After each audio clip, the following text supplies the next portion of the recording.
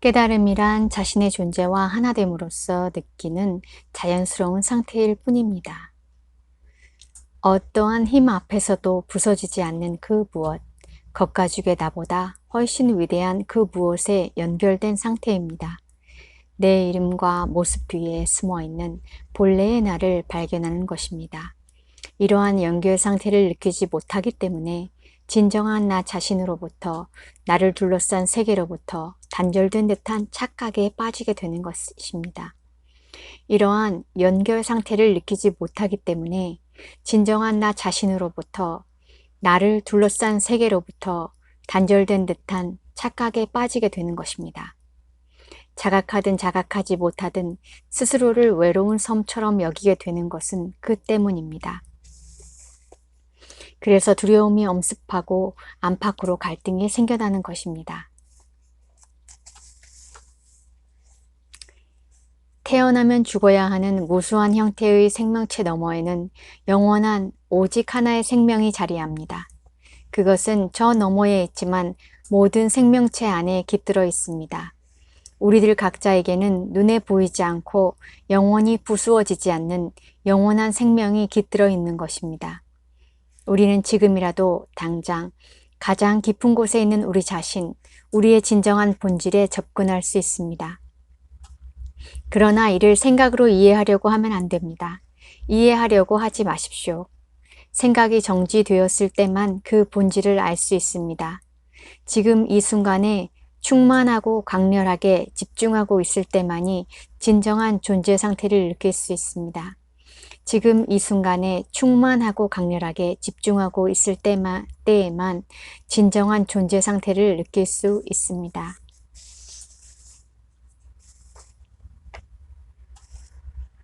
생각을 멈출 수 없다는 것이 사실은 엄청난 고통임에도 생각을 멈출 수 없다는 것이 사실은 엄청난 고통임에도 우리는 이를 깨닫지 못하고 있습니다.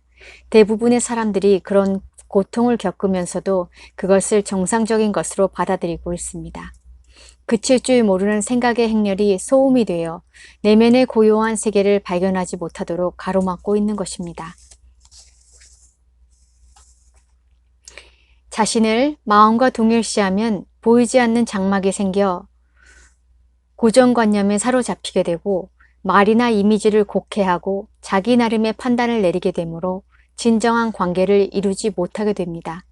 그 장막이 당신과 진정한 당신 사이를, 당신과 당신의 동료 사이를, 당신과 자연 사이를, 당신과 신 사이를 가로막고 있습니다. 이런 생각의 장막으로 인해 서로 분리되어 있다는 착각을 하게 되는 것입니다. 그래서 당신은 여기에 있고 당신과는 전적으로 분리된 다른 것이 저기에 있다는 환상 속에서 살아가게 되는 것입니다. 눈에 보이는 물질적인 모습들과 형상들의 차원 밑바닥에서 당신은 진실로 만물과 하나입니다. 생각이라는 장막에 가려 그 본질을 잊고 있을 뿐입니다. 망각으로 인해 이런 하나됨의 상태를 자명한 현실로 느낄 수 없는 것입니다. 삼라만상이 하나라는 사실을 믿을 수 있을지는 모르지만 그것을 경험을 통해서 확연하게 알지는 못하는 것입니다. 믿음이 위안을 줄 수 있을지도 모릅니다.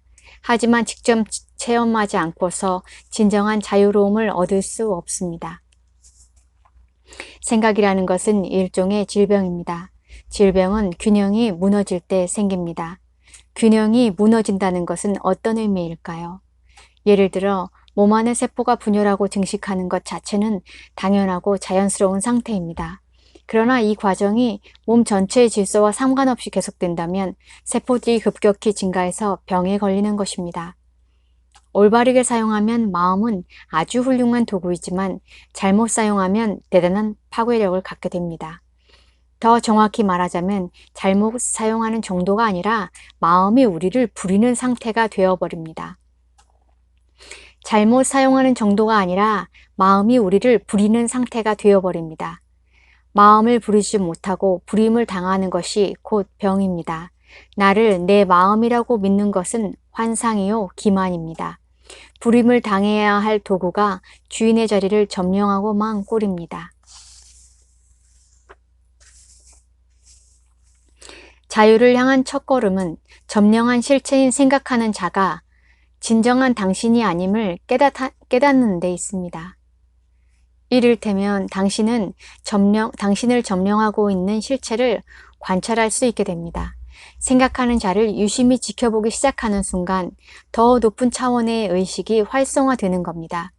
당신은 그제야 생각 너머에는 광대한 알매 영역이 있으며 생각이란 단지 그러한 알매 영역의 아주 작은 일부분에 불과하다는 사실을 자각하기 시작할 것입니다. 자유를 향한 첫걸음은 점령한 실체인 생각하는 자가 진정한 당신이 아님을 깨닫는 데 있습니다. 이를테면 이를 알면 당신을 점령하고 있는 실체를 관찰할 수 있게 됩니다. 생각하는 자를 유심히 지켜보기 시작하는 순간 더 높은 차원의 의식이 활성화되는 것입니다. 그것은 당신은 그제야 생각 너머에는 광대한 알매 영역이 있으며 생각이란 단지 그러한 알매 영역의 아주 작은 일부분에 불과하다는 사실을 자각하기 시작할 것입니다.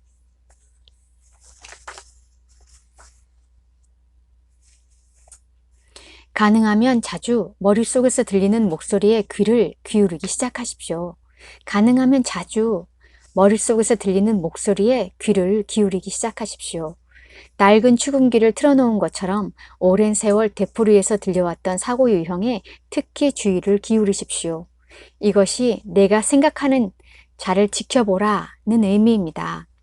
머릿속에서 들려오는 목소리에 귀 기울이면서 그 자리에 목격자로 머물러 있어야 합니다. 그 목소리에 귀를 기울일 때는 아무런 견해도 갖지 말고 그저 듣기만 하십시오. 아무런 판단도 하지 말고 비난을 퍼붓지도 마십시오. 판단을 하거나 비난을 하면 똑같은 목소리가 뒷문을 통해 다시 들어오는 셈입니다. 목소리가 들리면 아, 목소리가 들리는구나 하고 알아차리기만 할 뿐 거기에 끼어들지 않고 여기에 남아 그저 지켜보기만 하는 것입니다. 이것이 생생하게 깨어있는 것이고 이것이 자기 자신의 현존을 느끼는 것입니다. 이것은 생각이 아니며 마음을 초월하여 일어나는 현상입니다. 생각에 주의를 기울이게 되면 당신은 그 생각뿐 아니라 그 생각의 목격자인 자신 또한 의식하게 됩니다. 생각에 주의를 기울이게 되면 당신은 그 생각뿐 아니라 그 생각의 목격자인 자신 또한 의식하게 됩니다. 새로운 차원의 의식이 들어오게 되는 것입니다. 새로운 차원의 의식이 들어오게 되는 것입니다. 자신의 생각에 주의를 기울임에 따라 그 생각의 저변이나 뒤안에 있는 더 깊은 곳에 당신 자신을 그 현존을 느끼게 됩니다. 그때 당신을 점령하고 있던 생각은 힘을 잃고 재빨리 자리를 피합니다. 왜냐하면 생각을 자신과 동일시함으로써 더 이상 거기에 힘을 부여하지 않기 때문입니다. 이렇게 해서 제멋대로 날뛰는 생각의 횡포를 막을 수 있게 되는 것입니다. 생각이 자리를 비키면 당신은 생각의 흐름이 끊어지는 경험을 하게 될 것입니다. 무심의 틈새를 경험하는 것입니다. 이 틈새가 처음에는 몇 초에 지나지 않겠지만 점차 길어질 겁니다. 이 틈새가 처음에는 몇 초에 지나지 않겠지만 점차 길어질 겁니다. 무심의 틈새를 경험할 때 당신은 내면의 고요와 평화를 느끼게 됩니다. 평소에는 마음에 의해 가려져 있던 존재와의 자연스러운 합일감이 바로 이것입니다. 연습을 할수록 고요와 평화의 느낌이 점점 깊어질 것입니다. 사실 그 깊이는 끝이 없습니다. 당신은 또한 깊은 내면에서부터 불가사의한 존재의 기쁨이 번져나오는 것을 느끼게 될 것입니다. 생각하는 자를 지켜보는 대신 단순히 지금 이 순간에 주의를 집중하는 것만으로도 생각하는 자를 지켜보는 대신 단순히 지금 이 순간에 주의를 집중하는 것만으로도 생각하는 자를 지켜보는 대신 단순히 지금 이 순간에 주의를 집중하는 것만으로도 마음의 흐름 속의 틈새를 만들어낼 수 있습니다. 단지 지금 이 순간을 확고하게 의식하기만 하면 됩니다. 단지 지금 이 순간을 확고하게 의식하기만 하면 됩니다. 이는 누구나 쉽게 할 수 있는 수행법입니다. 마음의 움직임으로부터 우리의 의식을 거두어 들여서 주의를 집중하고 예민하게 깨어 있음으로써 무심의 틈새를 창조하는 것입니다.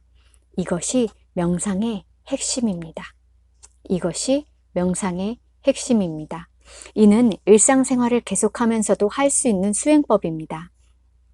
단지 하나의 수단에 불과한 일상적인 활동에 목적을 부여하고 거기에 최대한 주의를 집중함으로써 그 자체가 목적이 되도록 하십시오.